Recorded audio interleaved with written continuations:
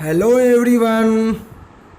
हम लोगों ने chapter 2 acid basis and salt का पार्ट 1, पार्ट 2, पार्ट 3 और पार्ट 4 देख लिया। अब आज हम लोग पार्ट 5 देखेंगे इस चैप्टर का। अगर आप लोग हमारे इस चैनल पर न्यू हैं तो हमारे इस चैनल को सब्सक्राइब कीजिए, वीडियो को ज़्यादा से ज़्यादा शेयर कीजिए और लाइक कीजिए। स्टार्ट करने से पहले मैं आप लोगों से बताना चाहता हूं कि मैंने बहुत बेहतरीन ढंग से अपने चारों पार्ट्स को समझाया है और चैप्टर नंबर 1 को भी समझाया है। तो आप लोग उसको लेसन को नहीं समझे हैं और वीडियो को नहीं देखे हैं तो आपको डिस्क्रिप्शन में लिंक दिया गया है, वहां पर आप लोग जाकर देख सकते हैं। Importance of pH in everyday life. Are plants and animals pH sensitive? इसका क्या मतलब हुआ? इसका कहने का ये मतलब है कि क्या प्लांट्स और एनिमल्स भी पीएच, उन लोगों के भी जीवन में क्या पीएच का कोई महत्व है? क्या वो उसको रिस्पॉन्स करता है? तो ये बहुत ही अच्छा सवाल है और डेफिनेटली यस आंसर है इसका। हम लोगों का ह्यूमन बीइंग का बॉडी बहुत अच्छे ढंग से फंक्शन करेगा जब पीएच रेंज होगा 7 से 7.8 रहेगा।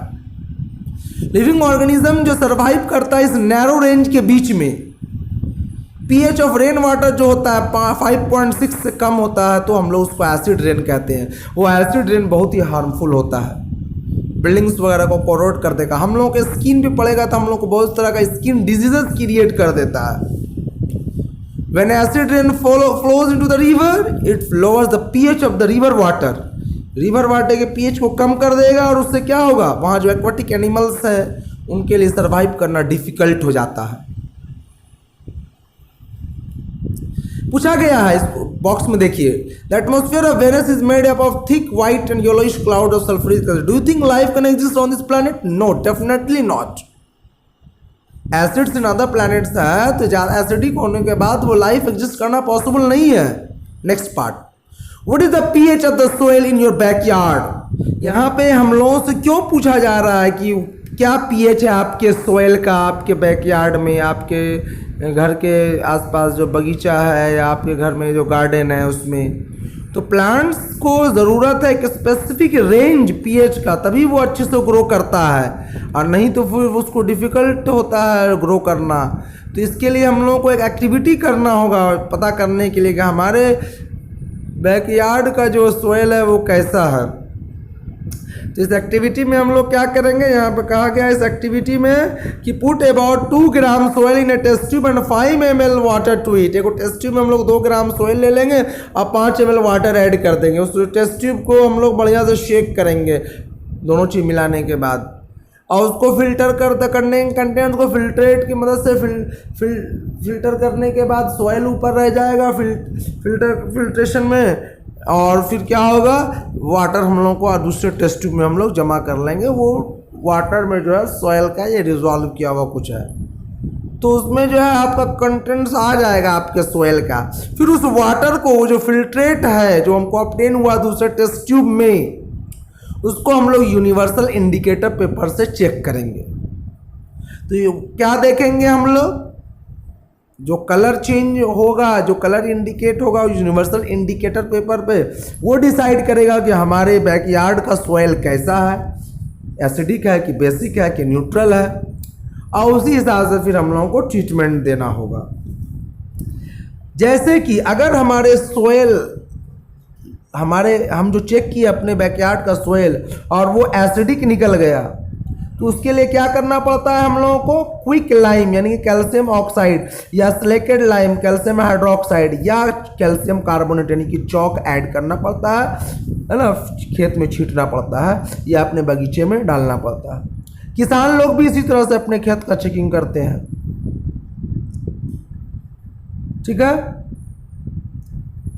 उसके बाद मान लीजिए हम लोग चेक करते हैं और उसमें क्या होता है कि हमारे इसका पीएच जो है से पता चल गया कि नहीं वो जो है क्या है,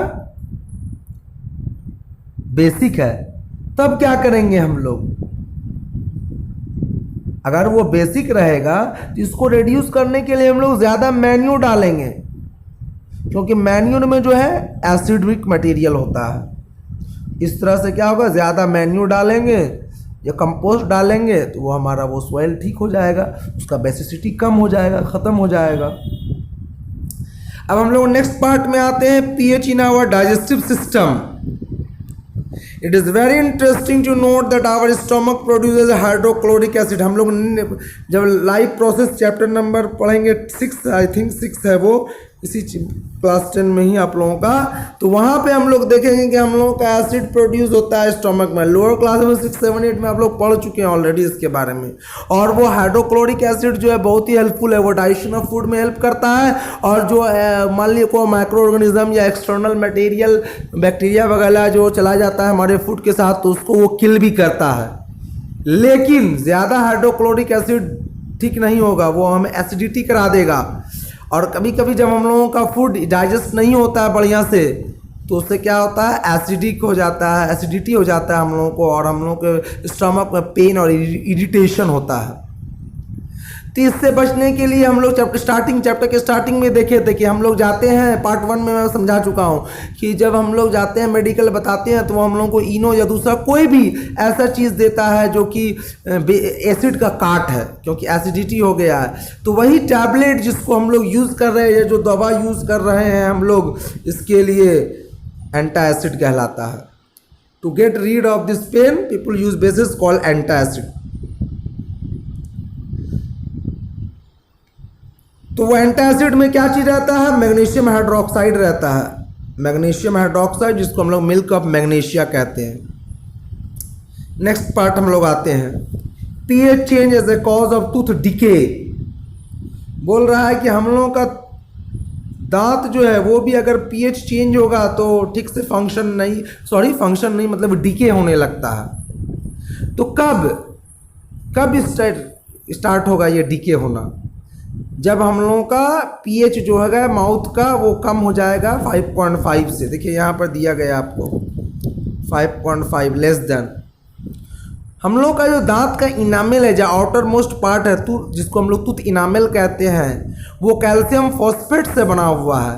वो क्या है, हार्डेस्ट सब्सटेंस है बॉडी का, और ये जो है डिजॉल्व नहीं करता है वाटर में, लेकिन कोरेडेड हो जाता है, सड़ने लगता है, गलने लगता है अगर हमारे माउथ का पीएच जो है 5.5 से कम हो जाए। तो ये पीएच कम कैसे होता है, देखिए हम लोग जो खाना खाते हैं, जो दाना अनाज जो भी हम लोग खाए हमारे दांत में फंस गया, तो उस दांत और इनामेल के बीच में जो डिके स्टार्ट हो जाता है, उसमें बैक्टीरिया अपने आप डेवलप कर जाता है। वही बैक्टीरिया क्या करता है, प्रोड्यूस करता है एसिड, और यही एसिड जो है हमारे माउथ के पीएच को कम कर देता है, और इस तरह से वहाँ पे डिके स्टार्ट हो जाता है। तो सबसे बेहतरीन तरीका क्या है हमारे टूथ डिके को रोकने का, कि हम लोग क्या करें, जब भी खाना खाएं उसके बाद, खाना खाने के बाद कुल्ला कर ले बढ़िया से, है ना, अपने फूड पार्टिकल्स को साफ कर लें, गलाला कर लें, और उसके बाद उस पानी को फेंक दें। यानी कि आप अगर रात में सोने से पहले आप इसको ब्रश करके सोएं तो बेहतरीन होगा, बेस्ट होगा। Using toothpaste which are generally basic for cleaning the teeth can neutralise the excess acids and prevent tooth decay. और हम लोगों को अपना पेस्ट भी बढ़िया वाला चुनना होगा, ऐसा चुनना होगा जिसमें कि बेस है, बेसिक इन नेचर है, या सॉल्ट वाला। इसीलिए देखते होंगे प्रचार वगैरह में पूछता है कि आपके कोलगेट में नमक है क्या, तो उससे क्या होता है कि हम लोगों के माउथ का एसिडिटी जो है वो कम हो जाता है बेस के कारण, बेस वाला टूथपेस्ट यूज़ करने से, या सॉल्ट वाला टूथपेस्ट को यूज़ करने से, और हम लोगों का टूथ डिके जो है नहीं होता है। नेक्स्ट पार्ट हम लोग आते हैं, self defence by animals and plants through chemical warfare. यानी कि एनिमल्स जो है और प्लांट जो है अपने आप को बचाते हैं। कैसे बचाते हैं, इस केमिकल वॉरफेयर से, यानी केमिकल का वार करके हम लोगों पर। जैसे मधुमक्खी है, हनी भी है, हम लोगों को काट लेता है तो क्या होता है, लहरने लगता है, पेन होता है। क्यों होता है, क्योंकि वो जो है एसिड लिबरेट आउट करता है, हमारे शरीर में एसिड डाल देता है वो। अपने शरीर से हम लोग के शरीर में डाल देता है। तो इसका काट क्या है? साबुन है तो उसको घस लीजिए, क्योंकि साबुन में बेस होता है। या आप बेकिंग सोडा है उसको वहाँ पे लगाइए, आपका आराम मिलेगा। उसी तरह से एक पौधा है जिसका नाम है निटिल, तो उसका पत्ता अगर मान लीजिए कि ज़्यादा सट गया हम लोग के शरीर में, तो उसका हेयर जो होता है, बाल जो होता है, उसमें मिथेनोइक एसिड होता है, वो हम लोग के शरीर में आ जाएगा तो हम लोग को बर्निंग पेन होता है। तो चूँकि वो भी एसिड दे रहा है तो उसका भी उपाय वही है कि बेस लगाइए, बेकिंग सोडा रगड़िए, घसीए वहाँ पर, या फिर साबुन लगाइए। देखिए यहाँ पे हम लोग को दिखाया गया है निटिल कैसा होता है। Nettle is a herbaceous plant which grows in the wild, जंगल में उगता है। It leaves have stinging hair, ऐसा उसमें हेयर होता है बहुत ही पतला, हम लोग को बहुत कम दिखेगा, जो कि पेनफुल स्टिंग करता है अगर गलती से हम लोग टच हो जाते हैं। लेकिन हमारे बायोलॉजिस्ट लोग, साइंटिस्ट लोग ये निकाल लिए हैं इसका जो कि खोज कि इसी प्लांट के बगल में इसका रेमेडी है, यानी कि उपचार है, उपाय है, बचने का तरीका है कि वहाँ पे एक डॉग प्लांट नाम का है। देखिए यहाँ पे दिया हुआ है नाम, डॉग प्लांट है ना, वहीं पे ग्रो करेगा उसी के आसपास। उसके पत्ता को घस लीजिए, वो बेसिक इन नेचर होता है, तो क्या होगा, न्यूट्रलाइज हो जाएगा और हम लोग का पेन जो है उससे रिलीफ। सारा सम नेचुरली ऑकरिंग एसिड्स के बारे में। विनेगर, इसमें एसिटिक एसिड होता है, ऑरेंज साइट्रिक एसिड होता है, टैमेरिन टार्टरिक एसिड होता है, टोमेटो ऑक्जेलिक एसिड होता है, खट्टा दूध या फिर दही उसमें लैक्टिक एसिड होता है, लेमन साइट्रिक एसिड होता है। चींटी जो हम लोग को काटता है तो लहरने लगता है, क्यों? क्योंकि वो भी मेथेनोइक एसिड हम लोग के शरीर में डाल देता है। तो उसका भी उपाय है, साबुन घसीए या बेकिंग सोडा लगाइए। निटिल स्टिंग, इसके बारे में बता ही चुका हूँ। अच्छा, एक चीज़ और है, उसके बारे में आपके यहाँ पर एनसीईआरटी बुक में नहीं दिया गया है, वो आपका बिरनी का काटना। यानी बिरनी को क्या कहेंगे हम लोग इंग्लिश में? वैस्प कहते हैं। तो वैस्प जब काटता है तो वो क्या करता है, हम लोग के शरीर में अल्कली डाल देता है, अल्कलाइन लिक्विड डालता है, यानी कि वो बेसिक इन नेचर होता है। तो उसने उसके लहर से, उसके काटा जो पेन हो रहा है, इरिटेशन जो हो रहा है, उससे कैसे बचेंगे हम लोग, कैसे, क्या उपचार है उसका? तो हम लोग विनेगर सॉल्यूशन लगा देंगे। एसिटिक एसिड यहाँ पे देखिए जो दिया हुआ है आपको, यही acetic acid dissolve in water, उसी को हम लोग विनेगर सॉल्यूशन कहते हैं। तो विनेगर सॉल्यूशन लगाएंगे तो ठीक हो जाएगा। क्यों? क्योंकि विनेगर जो है न्यूट्रलाइज कर देता है अल्कलाइन लिक्विड के, उसको अल्कलाइन लिक्विड जो डाला है वैसे हमारे शरीर में, उसको कैंसिल कर देगा इफेक्ट को। इस तरह से हम लोग बच जाते हैं। तो देखिए यहाँ पे वही टॉपिक में दिया गया था हम लोगों को, क्या दिया गया था कि self defence by animals. Animals और प्लांट्स अपने आप को बचा रहे हैं। मधुमक्खी बचा रहा है, बिरनी बचा रहा है, निटल प्लांट बचा रहा है, एंड बचा रहा है अपने आप को। कैसे बचा रहा है? वो केमिकल हम लोग के शरीर में डाल करके, केमिकल का वार कर रहा है हम लोगों के साथ। वार जो चल रहा है केमिकल, इसीलिए वारफेयर यहाँ लिखा गया है। अब हम लोग आते हैं मोर अबाउट सॉल्ट्स। सॉल्ट्स के बारे में जानेंगे। तो फैमिली ऑफ सॉल्ट्स, तो फैमिली ऑफ सॉल्ट्स क्या है, किस फैमिली को वो बिलोंग करता है?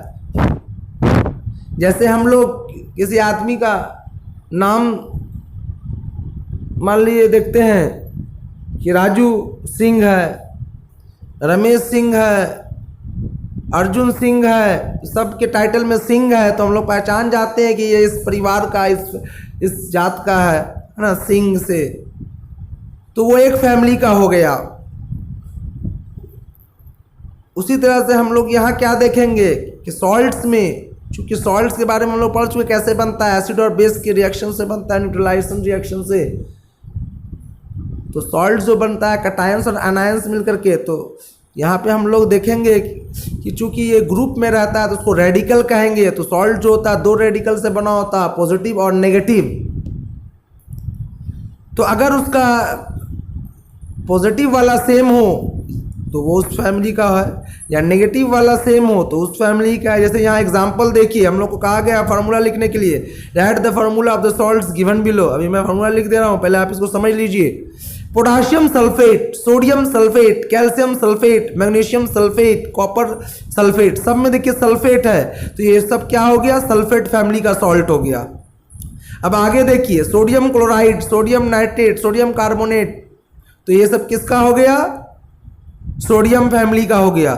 अब उसी में देख लीजिए सोडियम क्लोराइड, एमोनियम क्लोराइड, तो ये क्या हो गया, क्लोराइड फैमिली का हो गया।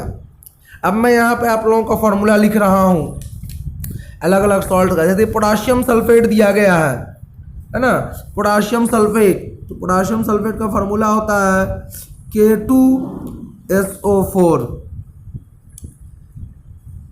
नेक्स्ट है सोडियम सल्फेट, सोडियम सल्फेट का होता है Na2SO4। फिर पूछा है हम लोगों से कैल्शियम सल्फेट, तो कैल्शियम सल्फेट का होता है CaSO4। Magnesium sulphate MgSO4। Next है कॉपर सल्फेट CuSO4। नेक्स्ट आते हैं हम लोग सोडियम क्लोराइड, इसके बारे में हम लोग पढ़ ही चुके हैं NaCl। Sodium nitrate NaNO3। Sodium carbonate Na2CO3। Next ammonium chloride NH4Cl। अब आगे हम लोग को यहाँ कहा गया है कि identify the acids and bases from which the above salts में बी ऑब्टेन। बोला किन किन एसिड से या बेस से ये लोग मिलके बना हुआ है, यानी कि कौन एसिड और बेस का रिएक्शन कराए हैं तो ये वाला सॉल्ट्स हम लोग को ऑब्टेन हुआ है। देखिए पहला नंबर में हम लोग को दिया हुआ था, सबसे पहले दिया था हम लोगों को पोटाशियम सल्फेट, तो ये पोटाशियम हाइड्रोक्साइड और सल्फ्यूरिक एसिड से मिलकर के बना हुआ है, तो बेस होगा पोटाशियम हाइड्रोक्साइड और एसिड हो जाएगा सल्फ्यूरिक एसिड। उसी तरह से सोडियम सल्फेट जो है सोडियम हाइड्रोक्साइड और सल्फ्यूरिक एसिड से बना हुआ है। कैल्शियम सल्फेट जो है कैल्शियम हाइड्रोक्साइड और सल्फ्यूरिक एसिड के रिएक्शन से बना है। मैग्नीशियम सल्फेट जो है मैग्नीशियम हाइड्रोक्साइड और सल्फ्यूरिक एसिड के रिएक्शन से बना है। कॉपर सल्फेट जो है कॉपर हाइड्रोक्साइड और सल्फ्यूरिक एसिड, ये दोनों बेस और एसिड के रिएक्शन का प्रोडक्ट है। सोडियम क्लोराइड NaOH यानी कि सोडियम हाइड्रोक्साइड और HCl यानी कि हाइड्रोक्लोरिक एसिड से बना है, इसके बारे में हम लोग पहले ही पढ़ चुके हैं। फिर हम लोगों का नाइट्रेट है, तो सोडियम नाइट्रेट जो होगा सोडियम हाइड्रोक्साइड और नाइट्रिक एसिड से बना हुआ होगा, नाइट्रिक एसिड HNO3। नेक्स्ट आते हैं हम लोग सोडियम कार्बोनेट, तो सोडियम कार्बोनेट जो है सोडियम हाइड्रोक्साइड और कार्बोनिक एसिड से बना हुआ है के रिएक्शन से बना है। फिर हम लोगों का एमोनियम क्लोराइड, तो एमोनियम क्लोराइड जो है एमोनियम हाइड्रोक्साइड और हाइड्रोक्लोरिक एसिड के रिएक्शन से बना है। तब हम लोग देख लेते हैं यहाँ पे डेफिनेशन क्या है फैमिली ऑफ सॉल्ट्स का, क्या डेफिनेशन लिखेंगे। The salts having the same positive ions और same negative ions are said to be family of salts, या लिख सकते हैं are said to belong to the family of same of salts। तो बहुत सारा फैमिली ऑफ सॉल्ट्स हो सकता है, क्लोराइड का फैमिली, सल्फेट का फैमिली, नाइट्रेट का फैमिली, कार्बोनेट का फैमिली, एसीटेट का फैमिली। इस तरह से हम लोग क्या देखेंगे कि अलग अलग फैमिलीज ऑफ सॉल्ट्स है। तो उतना डिटेल में हम लोग अभी नहीं दिया गया सिलेबस में, हम लोग नहीं पढ़ेंगे, आगे चल के नेक्स्ट क्लास में पढ़ेंगे। Salts having the same positive and negative radicals are said to belong to a family. यहाँ पे देखिए आप लोगों को डेफिनेशन दे दिया गया इस वाले पार्ट में। फॉर एग्जाम्पल इन्हें इसे बता चुका हूँ एग्जाम्पल वगैरह। नेक्स्ट पार्ट में आता हूँ, पीएच ऑफ सॉल्ट्स। सॉल्ट्स का भी पीएच जानने बोल रहा है, इसका मतलब सॉल्ट्स भी एसिडिक और बेसिक होता है नेचर में। तो अब यहाँ पे हम लोग को एक्टिविटी करने के लिए बोल रहा है अलग अलग सॉल्ट को कलेक्ट कीजिए, सोडियम क्लोराइड को, पोटाशियम नाइट्रेट को, एल्यूमिनियम क्लोराइड को, जिंक सल्फेट को, copper sulphate, sodium acetate, sodium carbonate, sodium hydrogen carbonate, और बोल रहा है और भी कोई सॉल्ट्स है तो उसको कलेक्ट कीजिए। ये सारा नाम मैं यहाँ से पढ़ा हूँ। Check their solubility in water, use diluted distilled water only. बोल रहा है कि डिस्टिल्ड वाटर को यूज़ करके चेक कीजिए कौन कितना डिजॉल्व करता है, कौन नहीं करता है, कौन जल्दी करता है, कौन लेट से करता है। डिस्टिल्ड वाटर क्यों बोला गया, क्योंकि इम्प्योरिटीज रहने से डिजॉल्व होने की कैपेसिटी जो है, सोलिबिलिटी जो है वो चेंज हो जाती है। Check the action of this solution in litmus and find the pH using the pH paper. बोल रहा है इसका बताइए ये सॉल्ट कैसा है, कौन एसिडिक है, कौन बेसिक है, कौन न्यूट्रल है। यहाँ पे इस पार्ट में हम लोगों से पूछा गया है। फिर आगे पूछता है आइडेंटिफाई द एसिड और base use to form the salts. ये सब तो ऑलरेडी में ऊपर हम लोग कर चुके हैं। तो अब पहले हम लोग को समझना होगा, इसको करने से पहले ये चीज़ समझना होगा कि जब स्ट्रॉन्ग एसिड और स्ट्रॉन्ग बेस रिएक्ट करता है तो न्यूट्रल सॉल्ट बना देता है, और न्यूट्रल सॉल्ट का जो होगा pH 7 होगा, और फर्स्ट पेपर में चेक करेंगे तो कोई कलर चेंज नहीं होगा, है ना। ब्लू या रेड लेंगे, जो भी लेंगे तो वो कलर चेंज नहीं होगा। यूनिवर्सल इंडिकेटर में भले ग्रीन शो करेगा। नेक्स्ट अब हम लोग आते हैं कि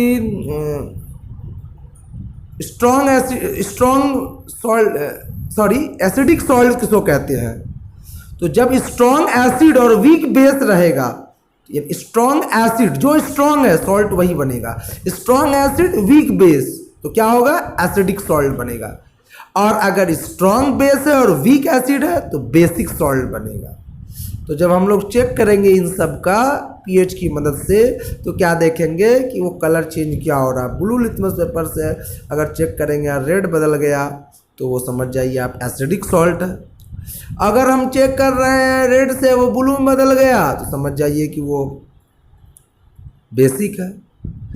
रेड को चेक कर रहे हैं ब्लू में बदल गया तो बेसिक है, ब्लू से चेक कर रहे हैं वो रेड में बदल गया तो वो एसिडिक है। और मान लीजिए रेड और ब्लू दोनों से चेक किया, कोई कलर चेंज नहीं हुआ, इसका मतलब वो न्यूट्रल सॉल्ट है। इस तरह से हम लोग चेक कर लेंगे। यहाँ पे हम लोग को इस टेबल में बोला गया है कि सॉल्ट का नाम लिखिए, pH लिखिए, यूज एसिड और बेस, इसको हम लोग ऊपर में ऑलरेडी कर चुके हैं। नेक्स्ट पार्ट हम लोग आते हैं chemicals from the common salt. तो कॉमन सॉल्ट का बहुत ही इंपॉर्टेंस है। कॉमन सॉल्ट को यूज़ किया जाता है बहुत सारे केमिकल्स बनाने के लिए। तो कॉमन सॉल्ट कैसे बना है, बात है combination of hydrochloric acid and sodium hydroxide. ये तो ऊपर भी हम लोग देख चुके हैं कि NaCl का केस जो पूछा था हम लोगों को। तो इसको टेबल सॉल्ट भी कहा गया। क्यों टेबल सॉल्ट कहा गया, क्योंकि हम लोग के डाइनिंग टेबल पे प्रेजेंट रहता है, हम लोग इसको खाने के रूप में यूज करते हैं। Sea water contains many salt dissolve in it. समुद्र में जो हम लोग जो प्रोड्यूस किए करते हैं या लैब वगैरह में NaCl, तो वो तो हो गया केमिकल से बनाया हुआ, यानी कि उसको हम लोग बनाए आर्टिफिशियली। लेकिन नेचर गॉड जो है वो खुद बनाते हैं वो सॉल्ट जो कि समुद्र में पाया जाता है। और sea water contains many salts dissolve in it. देखिए यहाँ पे लिखा गया है sodium chloride is separated from this salt. तो कैसे होता है, वहाँ समुद्र के पानी को जमा किया जाता है बड़े बड़े गड्ढों में, जिसको हम लोग लगून्स कहते हैं। इसके बारे में आप लोग लोअर क्लासेस में पढ़ भी चुके होंगे लगून्स के बारे में। और वहाँ पे छोड़ दिया जाता है कई दिनों तक, कई वीक्स तक, कभी कभी महीनों तक। और उसके बाद क्या होता है, वो हीट ऑफ द सन के कारण वाटर एवापोरेट कर जाता है और सॉल्ट बच जाता है। वो सॉल्ट जो बचा हुआ है तो वो प्योर नहीं है, उसको हम लोग फिर ले आया जाता है कंपनी या फैक्ट्री में। वहाँ पर क्या किया जाता है, प्यूरीफाई किया जाता है, फिर उसमें आयोडाइन ऐड किया जाता है, यानी सॉल्ट को आयोडाइज बनाया जाता है। और फिर पैकेट्स वगैरह में पैक करके मार्केट में सप्लाई होता है। अलग अलग कंपनीज अपने अपने नाम से सप्लाई करते हैं और हम लोग उसको मार्केट से खरीदते हैं और खाते हैं। जिस तरह से कोयला वगैरह हम लोगों के खदान में पाया जाता है, अंडरग्राउंड डिग करने के बाद पाया जाता है माइंस वगैरह में, उसी तरह से सॉलिड सॉल्ट भी पाया जाता है several parts of the world में। यहाँ पे देखिए इस पार्ट में लिखा हुआ है इसके बारे में, several parts of the world में। तो उसको वो जो सॉल्ट जो अंदर से निकलता है वो रॉक सॉल्ट कहलाता है। उसको हम लोग हिंदी में काला नमक भी कहते हैं। वो काला क्यों है, एक्चुअली में वो काला होता नहीं, वो तो ब्राउन होता है। तो ब्राउन क्यों है, वो ब्राउन है due to the presence of impurities. तो बताया जा रहा है कि बेड्स वो जो है बेड्स ऑफ रॉक्स, बताया जा रहा है कि beds of rock salt were found when the sea of bygone ages dried up. देखिए ऐसा बताया गया कि millions and trillions of years पहले जब पूरा वर्ल्ड जो है पानी से ढका हुआ था, समुद्र वगैरह बहुत ज़्यादा था, पूरे वर्ल्ड में वाटर ही वाटर था, उस समय लैंड स्लाइड हुआ, वोल्केनिक इरप्शन हुआ, अर्थक्वेक हुआ, तो वो पानी सब अंदर चला गया। Under high temperature and pressure क्या हुआ, वो सारा पानी जो है हीट के कारण सूख गया और वही सॉल्ट जो है वहाँ डिपॉजिटेड रह गया। लेकिन वहाँ बहुत सारे जानवर थे और भी जो भी चीज़ थे वो सब मर गए, वो इम्प्यूरिटीज़ के रूप में उस सॉल्ट में प्रेजेंट है। मिलियंस ट्रिलियंस ऑफ ईयर्स, और भी बहुत सारी चीज़ें जो वाटर में था वो सब जो है इम्प्योरिटीज की तरह वहाँ पे सॉल्ट में मिल गया और वो ब्राउन कलर दे दिया। तो rock salt is mined like coal, देखिए यहाँ पे लिखा हुआ इस यहाँ पर कि rock salt is mined like coal. जिस तरह से कोल को खन करके निकाला जाता है जमीन के अंदर से, उसी तरह से नमक खन के निकाला जाता है। आप लोग सुने होंगे महात्मा गांधी के डैंडी मार्च के बारे में, वो बताया गया यहाँ पर बहुत सारे केमिकल्स बनाने के काम में आता है ये कॉमन सॉल्ट। ये सोडियम हाइड्रोक्साइड हो गया, बेकिंग सोडा हो गया, वॉशिंग सोडा हो गया, ब्लीचिंग पाउडर हो गया, और बहुत सारे केमिकल्स बनाए जाते हैं। अब हम लोग आते हैं सोडियम हाइड्रोक्साइड के बारे में। जब इलेक्ट्रिसिटी को पास किया जाता है किसी भी aqueous solution of sodium chloride, जिसको हम लोग ब्राइन कहते हैं, तो वो सोडियम हाइड्रोक्साइड जो है बनाता है। यानी कि सोडियम क्लोराइड और वाटर, जैसा कि आप इस इक्वेशन में देखिए, रिएक्ट करके सोडियम हाइड्रोक्साइड क्लोरीन और हाइड्रोजन गैस प्रोड्यूस करता है। इस प्रोसेस को हम लोग क्लोर अल्कली प्रोसेस कहते हैं। क्यों? क्योंकि यहाँ पे हम लोग को क्लोरीन प्रोड्यूस हुआ है, क्लोरीन के लिए क्लोर आया, और अल्कली एक बेस है, वाटर सोल्यूबल बेस है, उसके लिए अल्कली आए, इसीलिए इस प्रोसेस का नाम है क्लोर अल्कली प्रोसेस। क्लोरीन गैस जो है कहाँ पे प्रोड्यूस होता है? एनोड पे। हाइड्रोजन गैस कहाँ प्रोड्यूस होता है? कैथोड पे। और सोडियम हाइड्रोक्साइड जो होता है वो सॉल्यूशन के रूप में कैथोड के नीचे जमा रहता है। और ये तीनों जो है बहुत ही यूजफुल है, और इसका यूजेस देखिए आपको यहाँ नीचे डायग्राम में दिखाया गया है। क्या यूज़ है हाइड्रोजन का फ्यूल्स बनाने में, मैगजीन बनाने के लिए, अमोनिया बनाने के लिए, फर्टिलाइजर्स जो है। क्लोरीन गैस यूज़ किया जाता है वाटर ट्रीटमेंट के लिए, स्विमिंग पूल्स वगैरह में, पीवीसी में, डिसइंफेक्टेंट्स के रूप में, सीएफसीज में, पेस्टिसाइड्स में। NaOH जो है degreasing metals, soap, detergents, paper making, artificial fibre. इसीलिए मैं बताया था कि सोप में बेस होता है, तो वो हम लोग को काटता है जो मधुमक्खी, तो हम लोग को बेस साबुन घसने से ठीक हो जाता है। देखिए यहाँ पे दिया है। तो सोप, डिटर्जेंट्स वगैरह बनाने में भी काम आता है। आगे चल के केमिस्ट्री में हम लोगों का है सिलेबस में, वहाँ हम लोग पढ़ेंगे सोप जैसे बनाया जाता है, वहाँ पे देखेंगे कैसे बेस है वहाँ पर।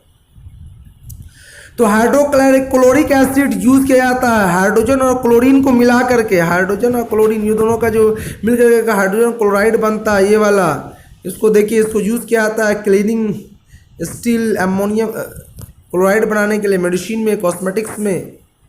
और फिर क्लोरीन और NaOH इसको यूज़ किया जाता है ब्लीच करने के लिए, ब्लीचिंग पाउडर के रूप में क्लोरीन को यूज़ किया जाता है। CaCl2 होता है ब्लीचिंग पाउडर का फार्मूला। आगे हम लोग वीडियो ज़्यादा लंबा नहीं हो जाए इसलिए अब मैं यहाँ स्टॉप करता हूँ। आगे का लास्ट पार्ट इस चैप्टर का आप लोग वीडियो के पार्ट 6 में देखेंगे। अगर आप लोग नए हैं हमारे इस चैनल पे तो हमारे चैनल को सब्सक्राइब कीजिए, वीडियो को ज़्यादा से ज़्यादा लाइक कीजिए, ज़्यादा से ज़्यादा शेयर कीजिए और अच्छे से स्टडी कीजिए। Okay, thank you.